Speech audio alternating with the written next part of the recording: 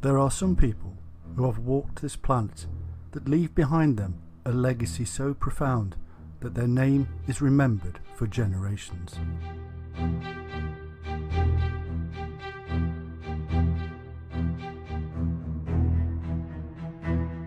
They affect society and draw around them followers.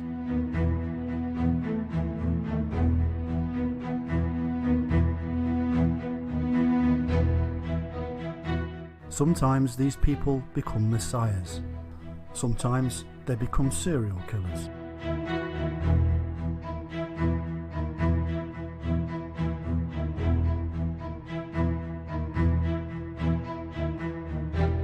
Nostradamus will be remembered in the annals of history, firstly as a prophet and seer.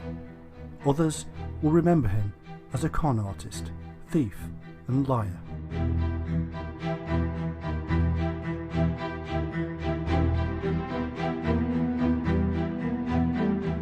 As is ever the case, it is often a matter of belief.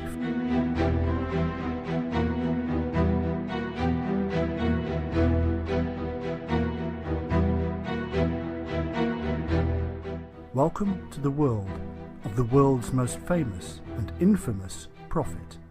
Welcome to Nostradamus.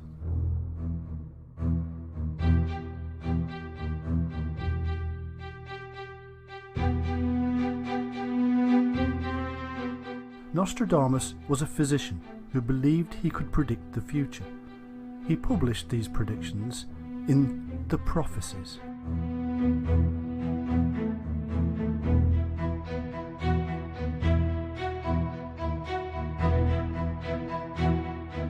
Some believe they have, or will, come true. Others believe that they are the ramblings of a madman, or even a method of making money.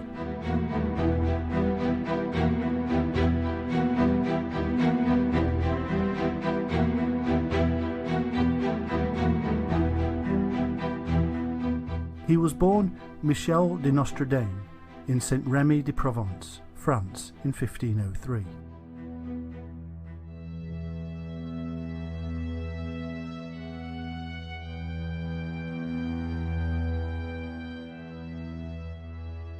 He was one of 9 children. His parents were Renier de Saint-Rémy and her husband James de Nostradame, who was a grain dealer and a notary of Jewish descent.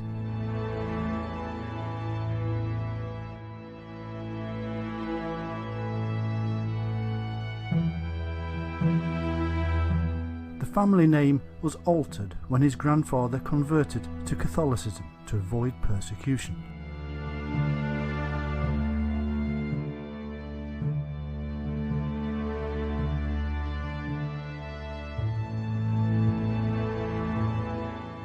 We know very little about his childhood, other than he seems to have been fairly intelligent and did well in school.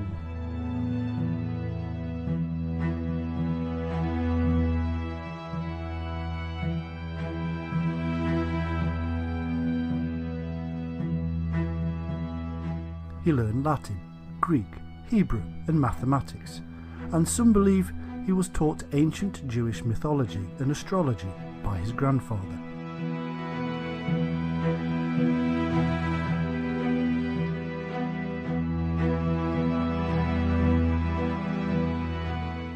It is said he studied medicine and became a doctor.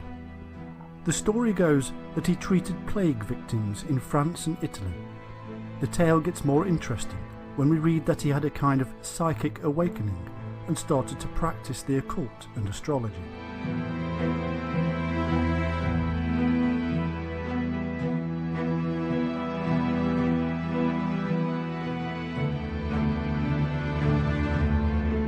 Soon he was making predictions about the future. But his journey into the mystical world begins at the age of 14, when he entered the University of Avignon to study medicine.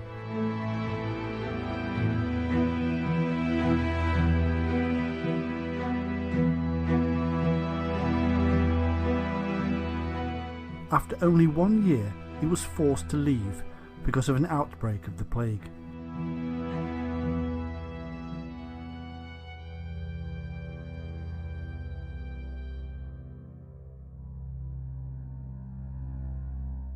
He claims that he decided to travel across the country at this time, seeking out cures and working as an apothecary.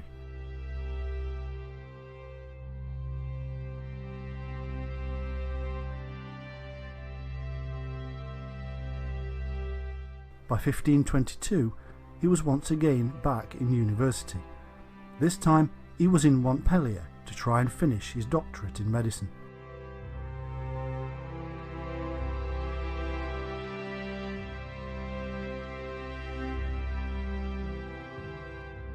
The Catholic priests in authority didn't like his interest in astrology and his previous work as an apothecary, and so he was dismissed.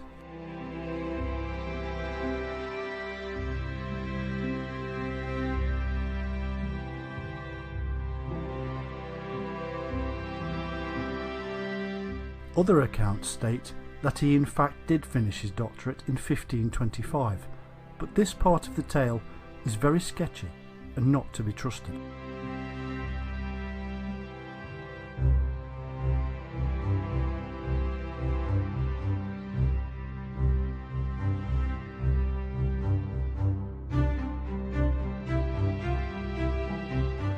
It was at this time of reinvention that he changed his name to Nostradamus in place of Nostradame, and let this be a pointer upon the road of this man's life, that he did reinvent himself. In fact, he created himself.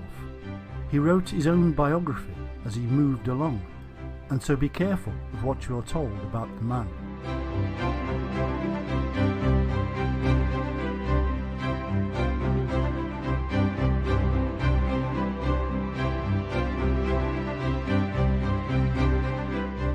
Historians often dismiss 99% of the tales that can be found on the internet.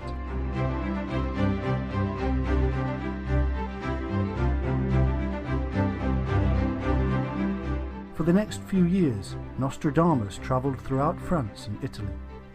We are led to believe that he wandered around treating the people of plague.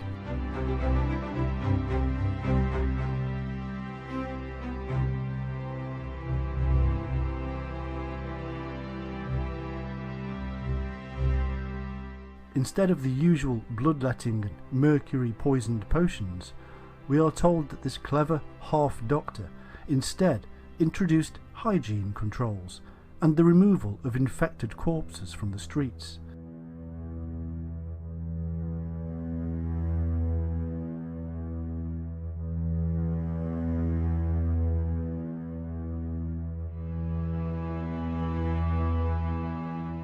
He invented a rose pill, which was a lozenge made of rose hips, which is now known to be high in vitamin C. It may have aided those with minor plague symptoms.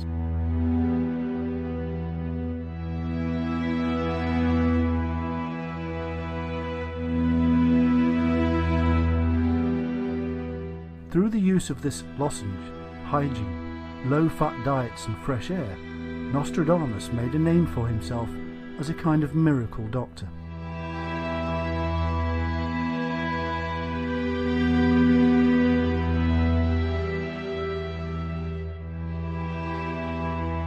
Soon, the money started to roll in from the citizens of Provence, who appreciated his skills.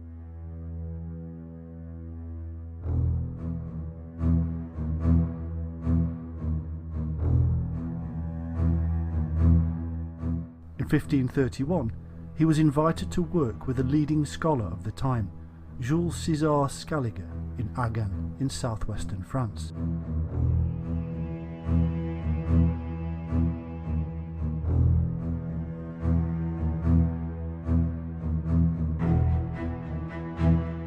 There he married, and in the next few years had 2 children.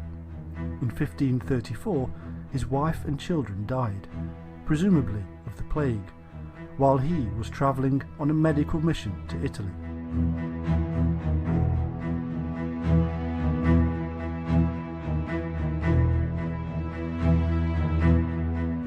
Not being able to save his wife and children caused him to fall out of favour in the community and with his patron Scaliger.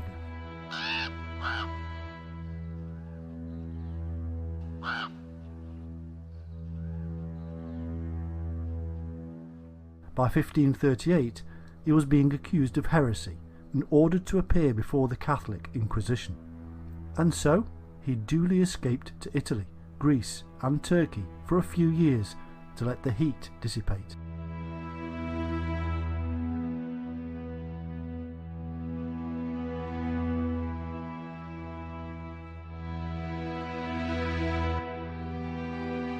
During his travels to the ancient mystery schools, it is believed that Nostradamus experienced a psychic awakening. One of the legends of Nostradamus says that during his travels in Italy, he came upon a group of Franciscan monks, identifying one as the future Pope. The monk, called Felice Peretti, was ordained Pope Sixtus V in 1585, fulfilling the prediction of Nostradamus.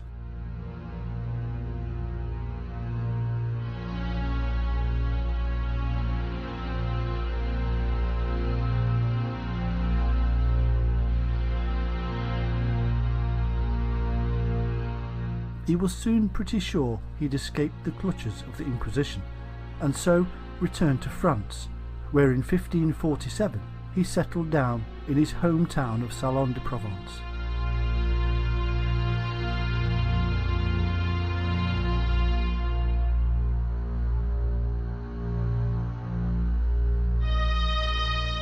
He then proceeded to cleverly marry a wealthy widow called Anne Ponsard. They had 6 children together, and he published 2 books on medical science. Things were looking good.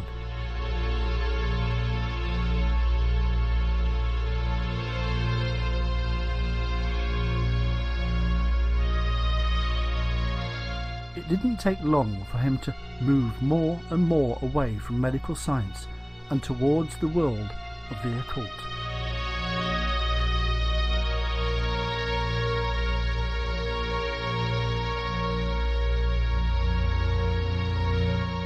The story goes that he would spend many hours alone in his study, staring into a bowl of clear water, whereupon he received his visions of future events.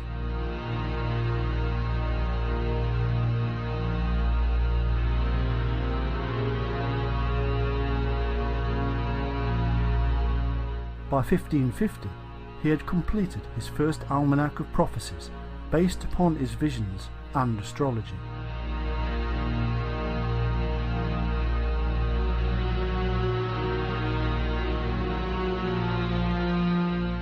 He was in fact cashing in on one of the most popular genres at the time.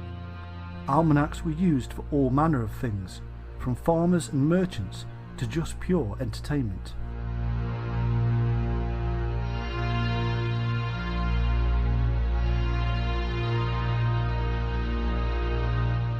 His book was very well received, and fame of this amazing mystic spread rapidly across France.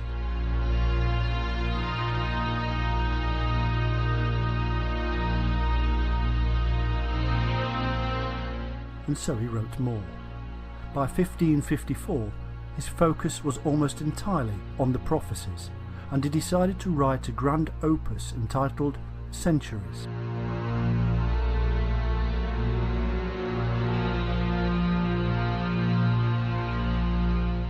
The plan was for 10 volumes, which would contain 100 predictions forecasting the next 2,000 years.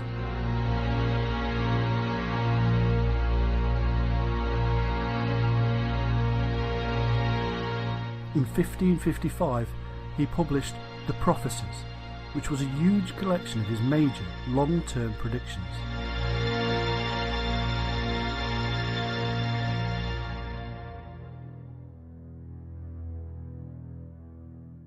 He claimed that the obscure nature of his prophecies was in order to avoid the scrutiny of the Catholic Church.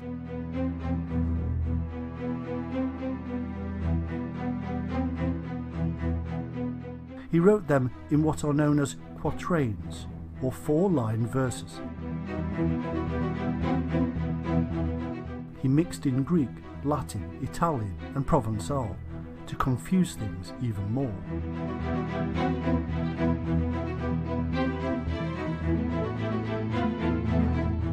They were a kind of clever 16th century puzzle book that allowed readers to see almost anything they wanted to. A win-win situation.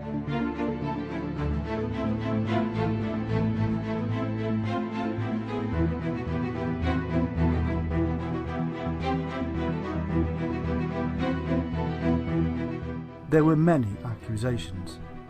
Some said he was the servant of the devil, and others said he was either a fraud or simply insane, but his followers grew and grew.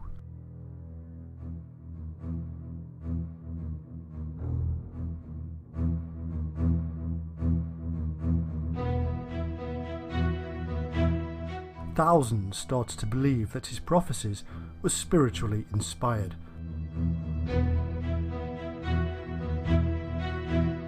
Soon, the elite across Europe began to demand his books and presents.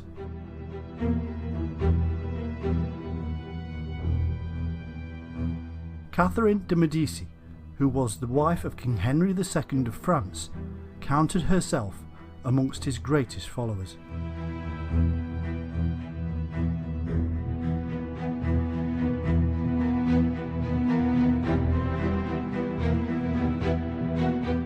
His 1555 almanac hinted at a great threat to the royal family, and so he was summoned to appear before Catherine in Paris to explain himself.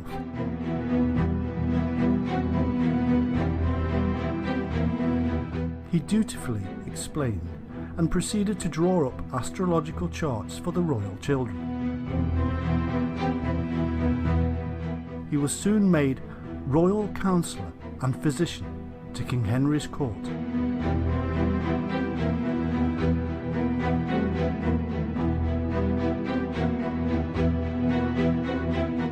Nostradamus also explained to the royals that one of his previous predictions from the book Centuries I told of a young lion who would overcome the older one on the field of battle.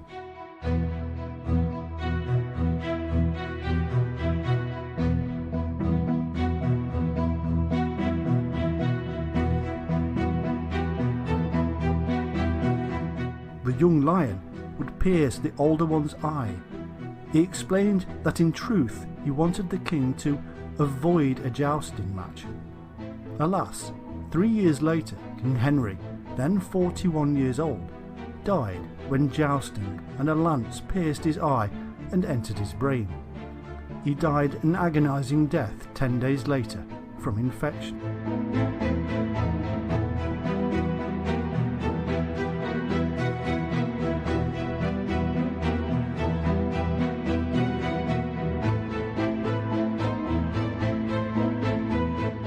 But just how did Nostradamus manage to come up with these predictions? Well, he claimed that he used what is known as judicial astrology. This is when future events can supposedly be predicted by calculating the relationships between stellar bodies and the Earth.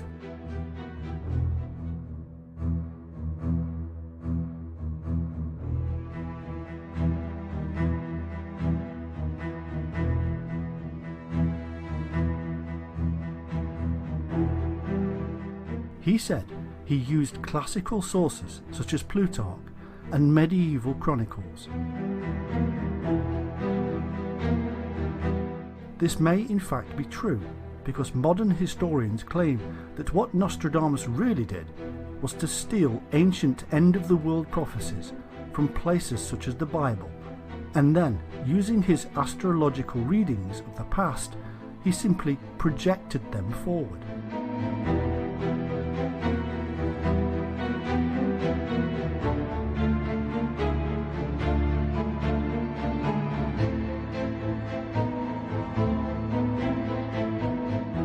Professional astrologers actually said he was incompetent and that such a method would not work.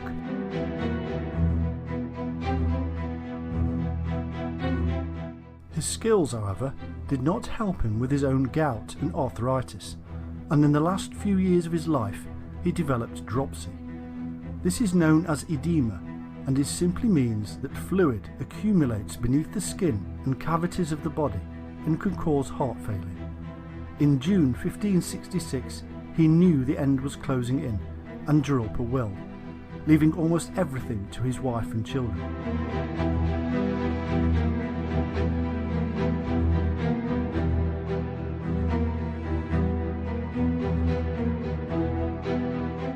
He told his secretary, "You will not find me alive at sunrise."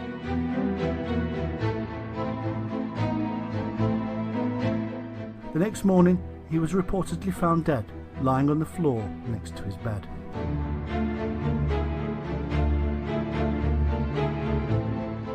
His life's work had a profound effect upon the people of Europe. They mainly dealt with war, disasters, death, plagues, earthquakes, floods, droughts, and murder.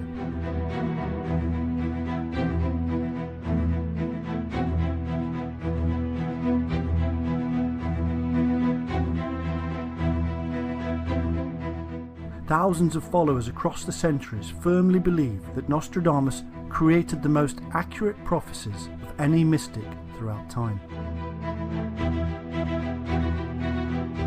Others say he was nothing but a charlatan.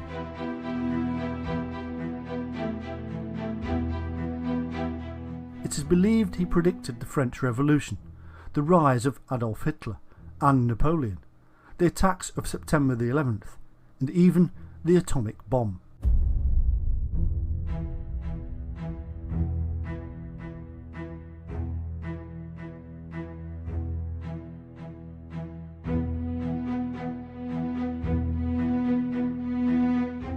The beauty of the vagueness of his writings means that almost anything can be attributed to them. To this day, the works are being researched by adherents to see if they can discover future events.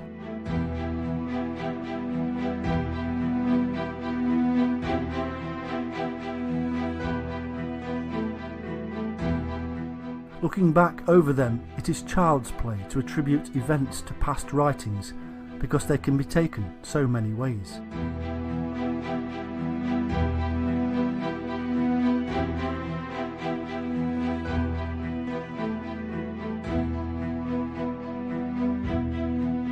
However, regardless of our 21st century analytical science, let us ask the question: is it possible that a mystic from the 16th century could somehow look into the future?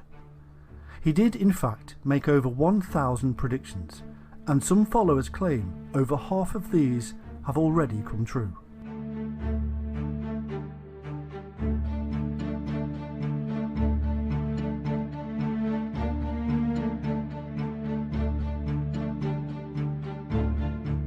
It's now time to investigate some of these to seek out the truth.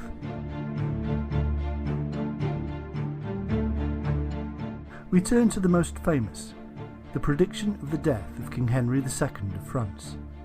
Here's what Nostradamus wrote: "The young lion will overcome the older one on the field of combat in a single battle. He will pierce his eyes through a golden cage. 2 wounds made 1. Then he dies a cruel death."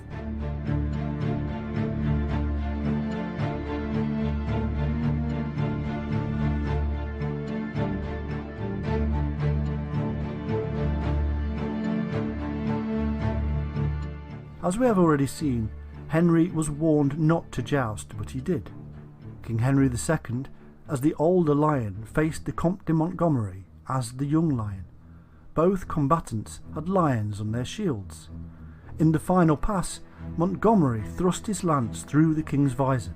The lance split into 2 shards, or, as Nostradamus said, the 2 wounds made 1. One went through Henry's eye and 1 through his temple. 10 days later, the old lion was dead.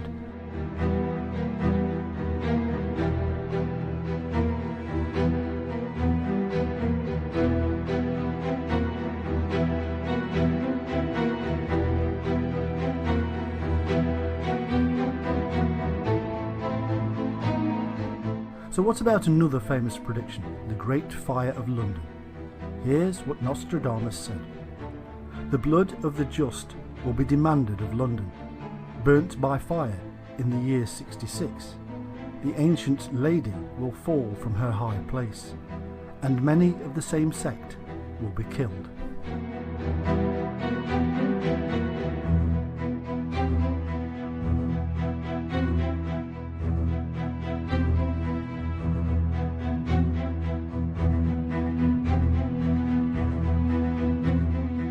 Here's what happened.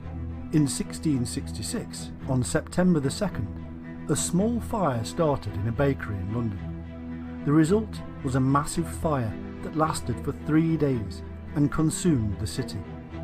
What exactly the blood of the just means, nobody is sure. Some believe it refers to the millions of rats that died. Either way, it seems a pretty clever and accurate prediction.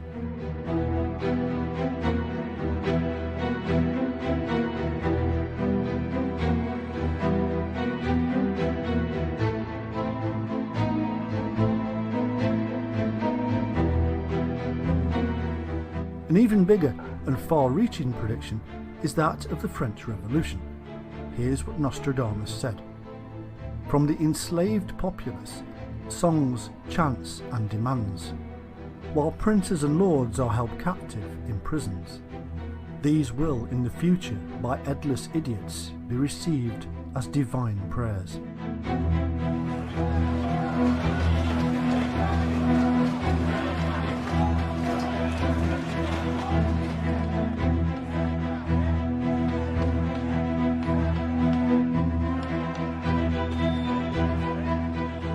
Well, the enslaved peasants did rise up with chants and demands. Indeed, they even wrote songs. They took control of Paris because they had simply had enough of the way the aristocracy were treating them. These princes and lords were held captive and did have their heads taken off with the infamous guillotine. However, much of this could relate to many periods of revolt in history, and there is no mention of specifics.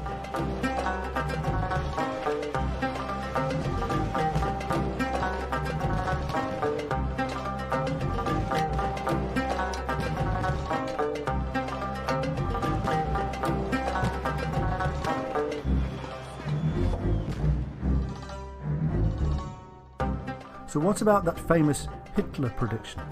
Here's what Nostradamus said. From the depths of the west of Europe, a young child will be born of poor people. He, who by his tongue will seduce a great troop. His fame will increase towards the realm of the east. Beasts ferocious with hunger will cross the rivers. The greater part of the battlefield will be against Hister.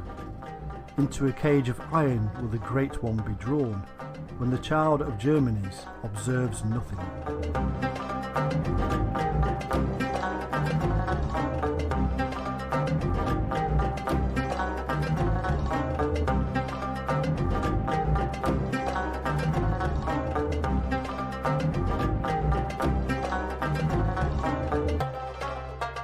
Well, this is quite different. There are plenty of specifics to play with.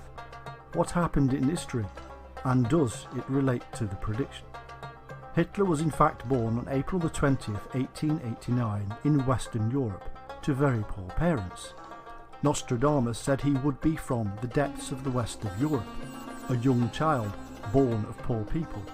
Well, that's pretty close.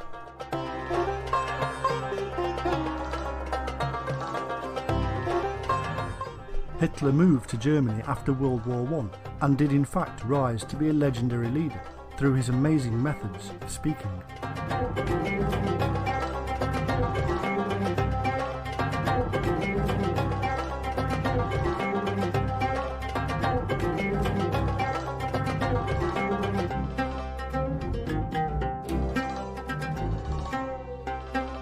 Hundreds of experts in propaganda and marketing have studied this clever hypnotising methods.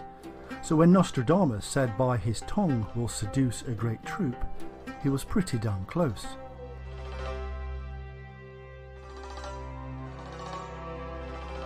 When Nostradamus said his fame will increase towards the realm of the East, was he really talking about how Hitler created a massive alliance with Japan?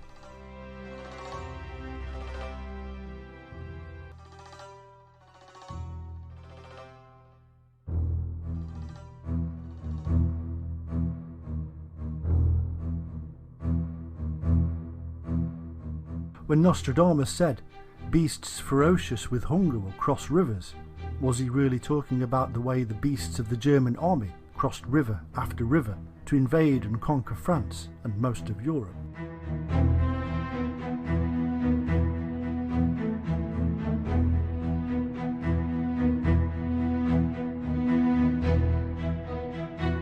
When Nostradamus said, "The greater part of the battlefield will be against Hister," was he really talking about how the rest of the world created a grand alliance to take him and his Nazi party down?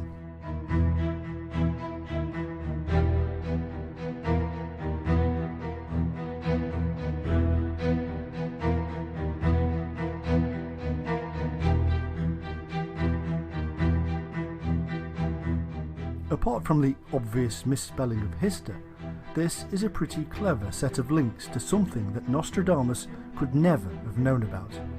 In fact, Hister was a name for the river Danube, and Hitler was born on the banks of the river Danube in Austria.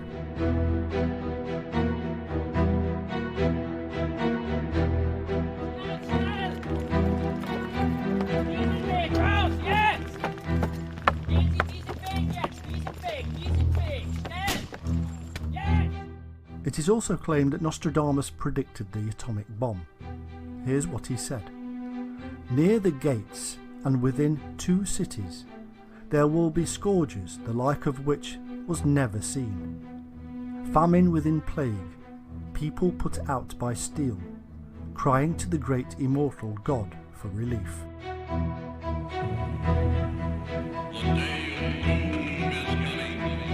Your blood will turn white. Your face will turn green. Your eyeballs will pop with pain. How can this really have anything to do with the atomic bomb? Well, in 1945, the USA did in fact drop 2 atomic bombs on Japan. In fact, 2 cities, Hiroshima and Nagasaki. So this explains the line, "Near the gates, within 2 cities." The scourges, the likes of which have never been seen, obviously could mean a super weapon such as the atom bomb. Indeed, thousands survived the horrendous ordeal and were crying to the great immortal God for relief due to their radiation poisoning.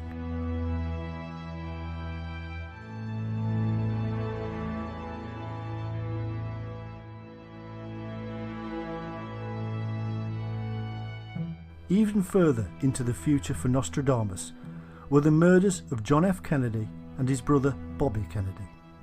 Many saw this golden family as modern-day royalty coming to the rescue of the USA, and the world in a time of Cold War and fear.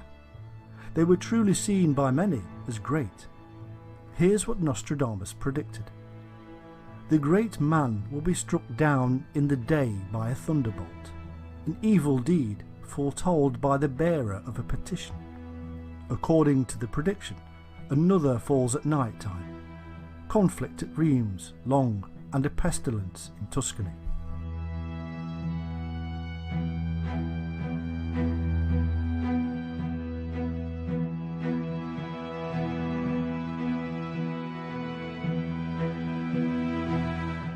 Well, the great man was struck down after receiving many death threats, deeds that were foretold. On November the 22nd, 1963, JFK was gunned down as if by a thunderbolt. 5 years later, Bobby Kennedy was killed just after midnight, or, as Nostradamus said, another falls at night time.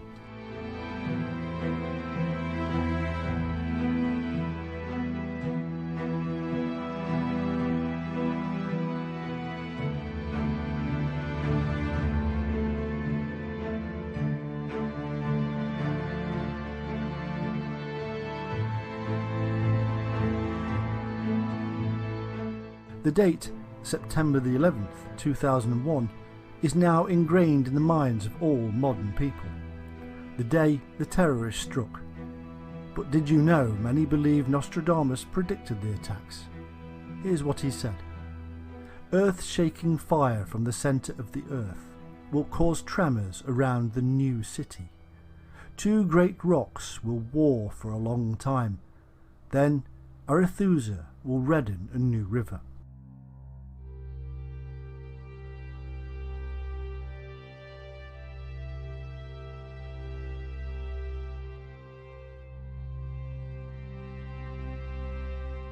This is claimed to actually be about 911.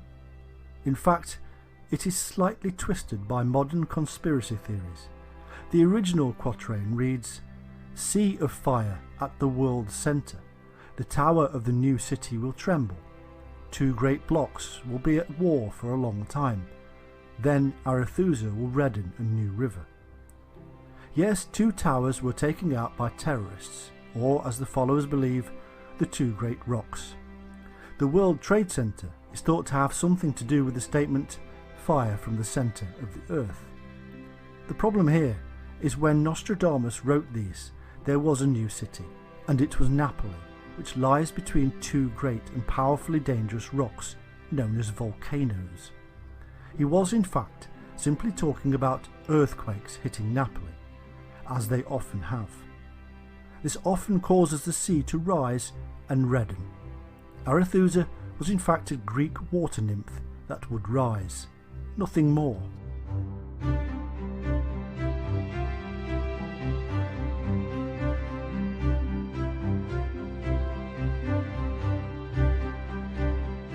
However, while we are on the subject of earthquakes, there is in fact a prediction from Nostradamus about a coming earthquake that many believe predicts a terrible disaster in California. Here's what he said: "The sloping park, great calamity, through the lands of the west and Lombardy. The fire in the ship, plague and captivity, Mercury in Sagittarius, Saturn fading."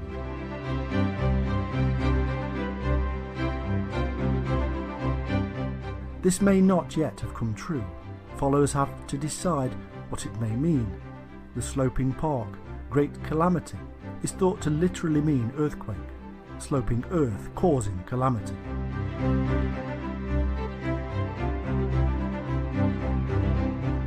The lands to the west is thought to mean California, although why Lombardy in France is mentioned we do not know.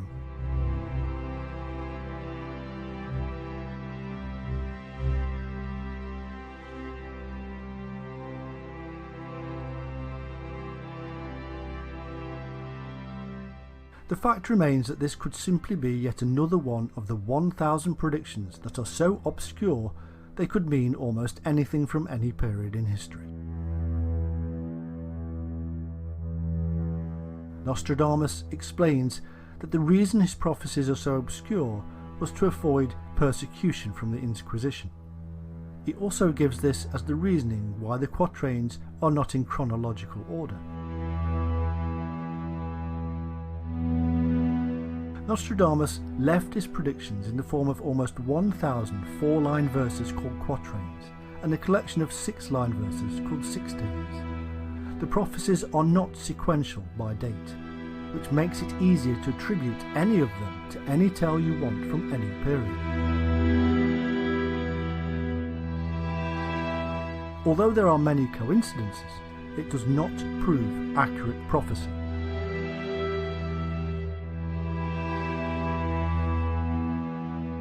There are no accuracies, no specific dates, no specific places. Nothing specific, actually. Nostradamus concealed his meanings in symbols, anagrams, mythology, and mixed it up with all the use of several old languages.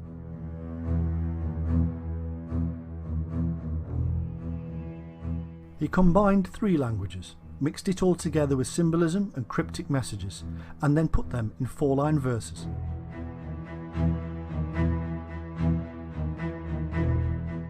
However, followers repeat that Nostradamus had to hide his meanings because of the Catholic Church, but he did not use magic and was followed and patronised by the powerful elite, and thus he was protected.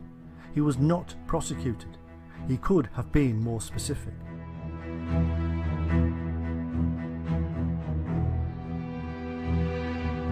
Followers also say that his visions into the future must have been so confusing to a man of the 16th century. Seeing the technology of the 21st century would have confused him greatly, they say.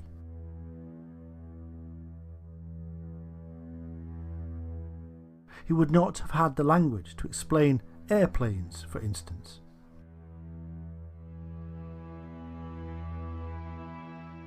In short, his use of language was chaotic and obscure. He hid locations and people in symbolism and anagrams. He's referenced astrological readings that most could not even understand, and thus confused people even more. In addition to this, astrological readings are by their very nature vague. Vagueness upon vagueness.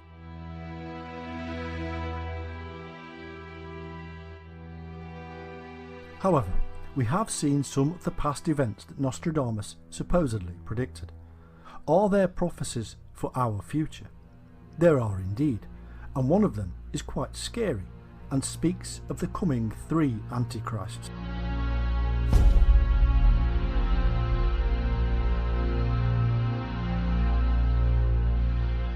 Nostradamus speaks of 3 powerful and tyrannical leaders that he calls Antichrists.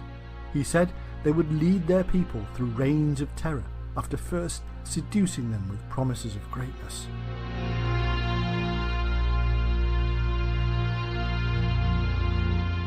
Napoleon is thought to have been the first of these Antichrists. Here's what he said about Napoleon. An emperor shall be born near Italy, who shall cost the empire dear. They shall say, with what people he keeps company, he shall be found less a prince than a butcher. Napoleon was indeed considered a butcher, even by his supporters, and he did cost the French Empire dearly in both manpower and political strength. From a simple soldier he will rise to the empire. From the short robe he will attain the long. Great swarms of bees shall arise. Amazingly, when Napoleon became emperor, he took on the symbol of the beehive on his imperial crest. Was he a simple soldier? Well, he was born on the island of Corsica, which followers say is an unlikely place for a future emperor to emerge. Napoleon destroyed Moscow, and some believe that is what Nostradamus was pointing to when he wrote, "A great troop shall come through Russia. The destroyer shall ruin a city."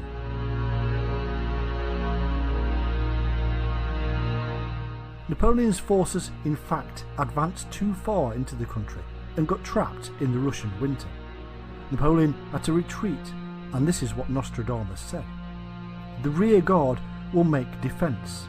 The exhausted ones will die in the White Territory. From Red Square to the battlefront. He also said, the great empire will soon be exchanged for a small place, which will soon begin to grow. A small place of tiny area in the middle of which he will come to lay down his sceptre. The captive prince conquered is sent to Elba. He will sail across the Gulf of Genoa to Marseille. By a great effort of the foreign forces he is overcome. Though he escaped the fire, his bees yield blood by the barrel. Amazingly, Napoleon was exiled to the small island of Elba, from which he escaped for 100 days. After a defeat at Waterloo, he relinquished all power for exile on tiny St. Helena.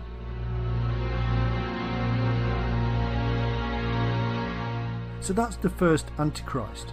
Who was the second? Nostradamus wrote about a man stained with murder, the great enemy of the human race, one who was worse than any who had gone before, bloody and inhuman.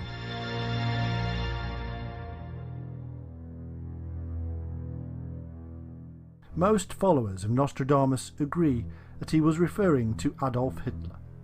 We have already heard the following quatrain about Hitler.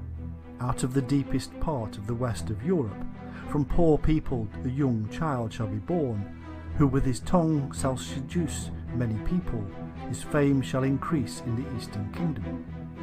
Born to poor parents, powerful speaker, uniting with Japan, But Nostradamus also tells us about Hitler in other ways. Here's what he said. He shall come to tyrannize the land. He shall raise up a hatred that had long been dormant. The child of Germany observes no law. Cries and tears, fire, blood and battle. A captain of Germany shall come to yield himself by false hope, so that his revolt shall cause great bloodshed.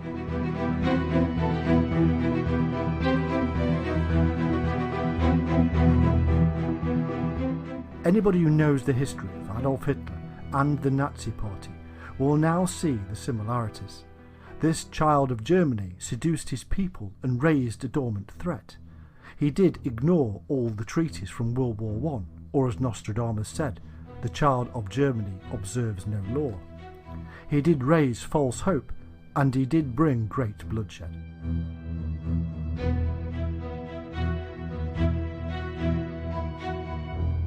One thing we know is that the death of Hitler has been surrounded in mystery. Was his body swept away by the Russians?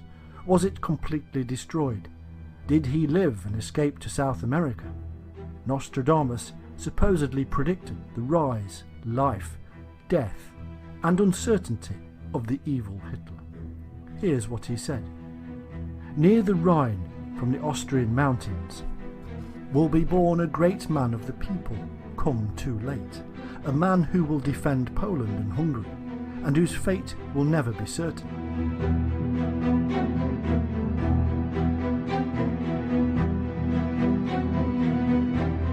So there we have two antichrists. What about the third? This evildoer will be more hideous than the other two. Firstly, Nostradamus tells us where this man will emerge. Out of the country of Greater Arabia shall be born a strong master of Muhammad. He will enter Europe wearing a blue turban. He will be the terror of mankind. Never more horror.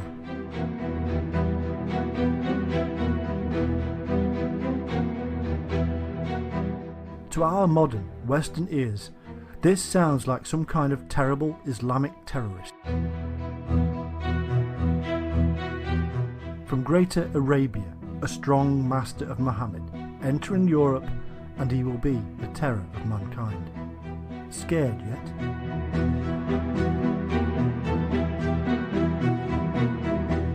Is Nostradamus telling us that a great man from Greater Arabia is going to invade Europe with his army? But what will be the outcome? Well, he explains. In the year 1999 and 7 months, from the sky will come the great king of terror. He will bring back to life the king of the Mongols, before and after war reigns.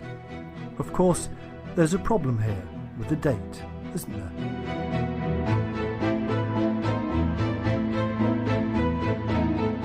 Well, not necessarily.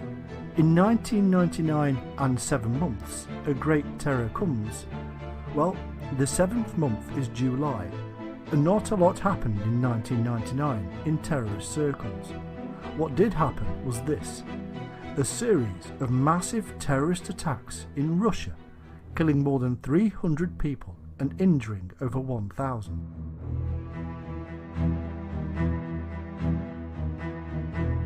The official Russian investigation of the bombings was completed in 2002 and concluded that all the bombings were organised and led by a Russian who remains at large, and ordered 2 infamous Islamic warlords who have since been killed.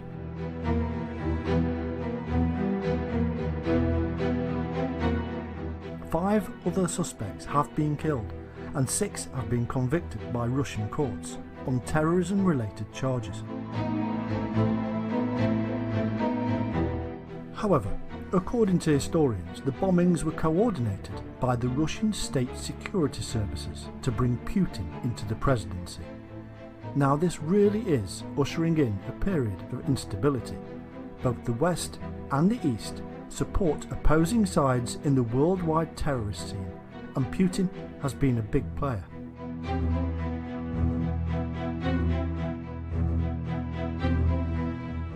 Is he the third Antichrist, helping to bring Arabian terrorist army into Europe.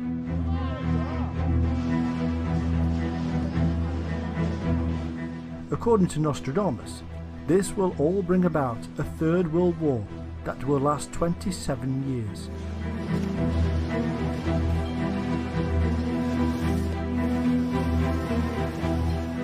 The world will come face to face with its final destruction. Here's what he says. The sky will burn at 45 degrees. Fire approaches the great new city. So 45 degrees latitude and a new city. This is New York.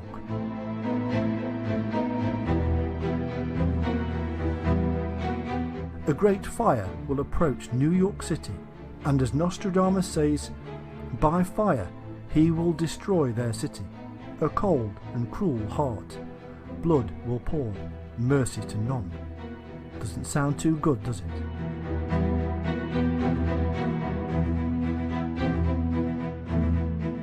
So how does Nostradamus believe this will all end? When those of the northern pole are united, in the east will be great fear and dread. One day the two great leaders will be friends. Their great power will be seen to grow. The new land will be at the height of its power. To the man of blood, the number is reported. So basically, Nostradamus is telling us there will be a peace between East and West. This new land is what they knew as America, and the countries of the Northern Pole is quite possibly Russia.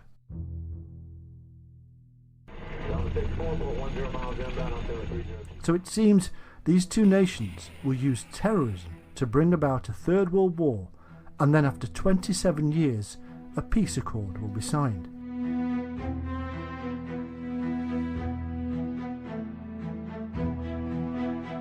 Of course, all of this is wide open to interpretation. Things just aren't specific, and we have to make huge assumptions. So-called experts have been doing this for centuries.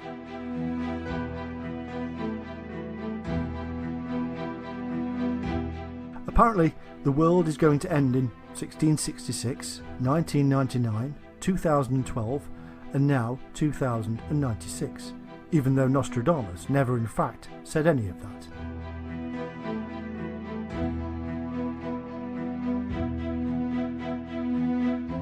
In fact, he said we would overcome and survive. He even said that we could change the course of these events if we wanted to.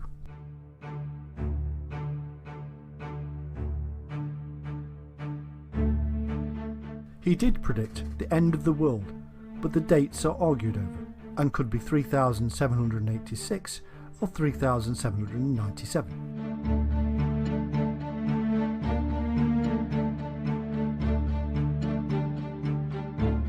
Before we get carried away by all of this, we have to remember that the man was not at all what he seemed, and that his prophecies were so vague they can and have been twisted and turned with every passing year.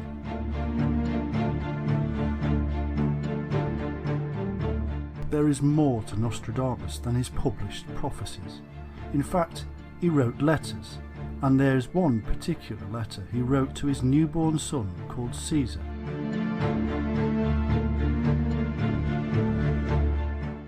In this letter, he wrote about future events and the end of times. He predicted that the world would go through a series of great floods. These floods would end in a great catastrophe for mankind. A huge comet storm would hit planet Earth.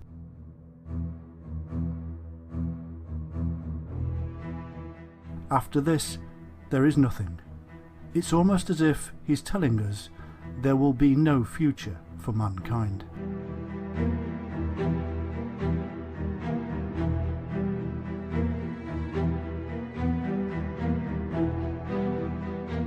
Never in the history of mankind has there been a time when this could possibly come true.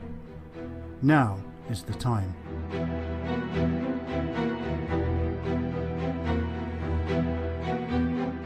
Humanity has caused such utter calamity and destruction on our beautiful planet that we have in fact instigated our own death.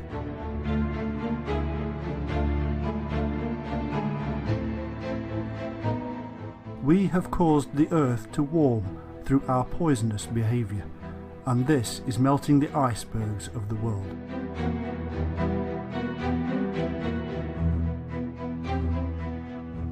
The seas are rising, coastal regions are disappearing at alarming rates, and the poisoned oceans of the world are heading our way.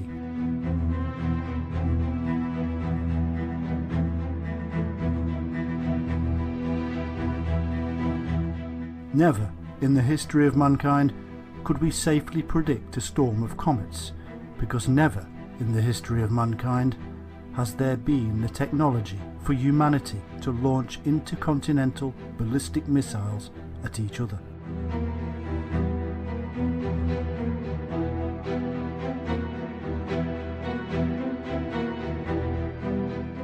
To a man from the 16th century, such things would appear to be comets, great streaming strands of fire and smoke falling down to earth before our eyes and bringing the end of mankind as we know it.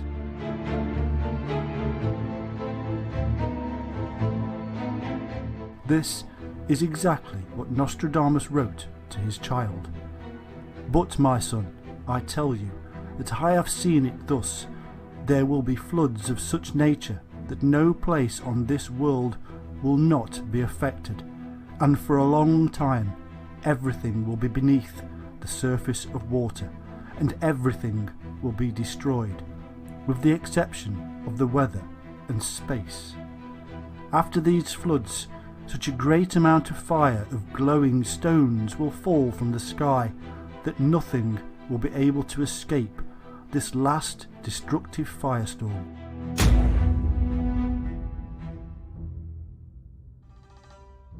The problem is that the dating is difficult.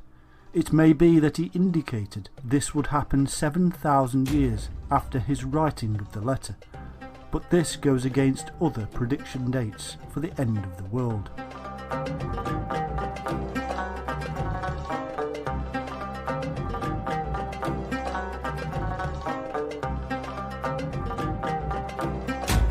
Again, the vagueness causes problems.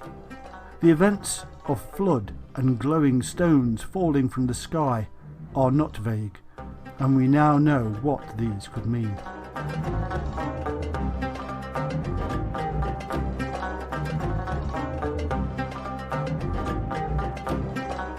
There are, though, more clues about the end times when we return to his prophecies about the third Antichrist. We turn back to his specifics about the army employed by this evildoer. The army of the enemy of peace will march towards Europe.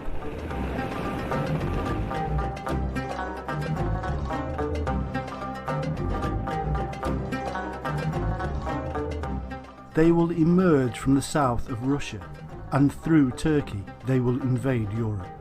This army will also have a naval counterpart that Nostradamus called the Libyan fleet. It will move into the Mediterranean, and there will be a massive naval war in the Adriatic.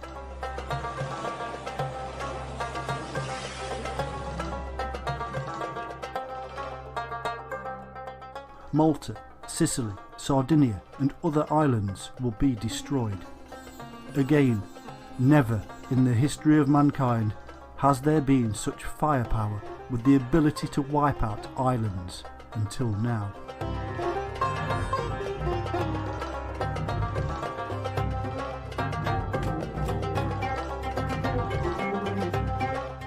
Throughout this conflict, it is believed that Russia will be against the West, although Nostradamus is not clear. He does state that the Russians will be friendly with the West eventually, and that their leader will be the one who will set things right. The reason for this is because Russia soon realises that they need to ally themselves with the West in order to defeat the Easterners.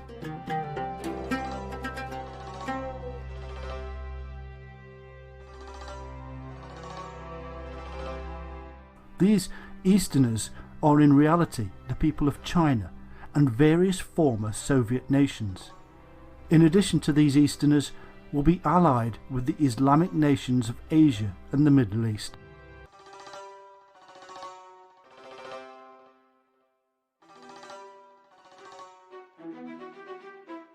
So it appears the West and Russia will be at war with the East in a clear divide of ideologies and religions.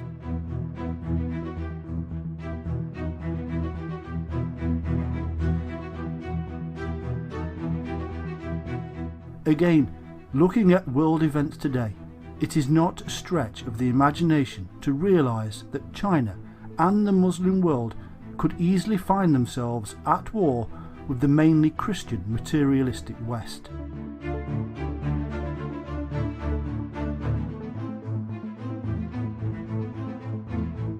There are already so many issues that could spark international conflict.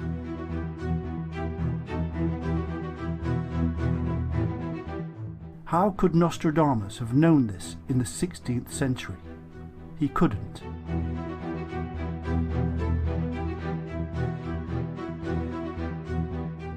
It seems that this third Antichrist will bring the non-destructive nations against the armies of Christ, and he also states that the Christians will be faced with terrible persecution and tortures.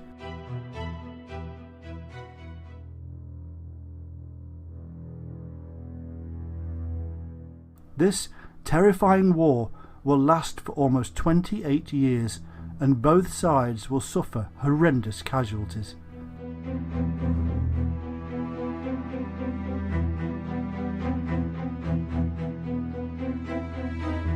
Our cities will be struck by these large shining rocks that fall from the sky. In other words, ballistic missiles will strike New York and other major centres.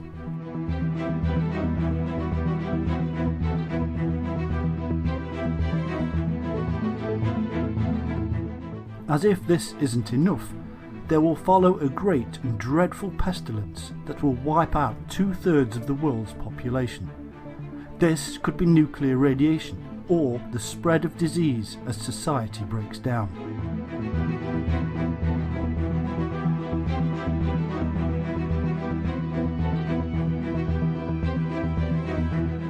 There are various dates all of this could happen. The next is 2024, and roughly every 2 years following that. As Nostradamus tells us, it all depends on the actions we take now.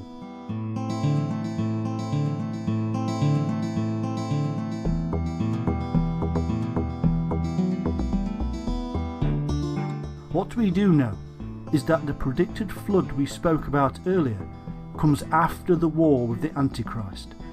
Global warming will melt the ice, bring about widespread rainfall, and following this, more breakdown of society and spread of disease.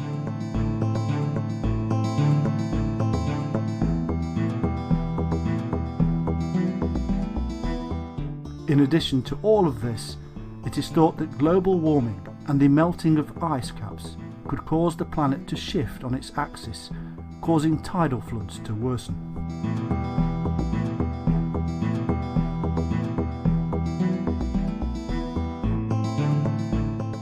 Our position in the solar system would even alter and cause us to move even closer to the Sun. In fact, the Earth is actually overdue for a polar shift, even without man-made global warming.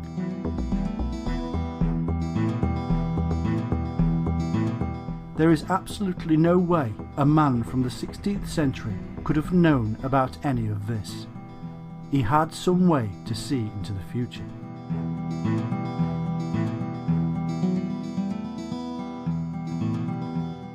The future appears to be a terrifying prospect that must have caused Nostradamus to lose sleep.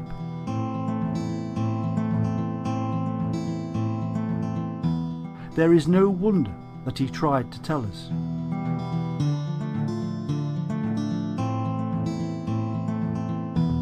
But his message across the years is still very strong and true, that the future does not need to be this way, that we can make a difference and we can stop these things from happening.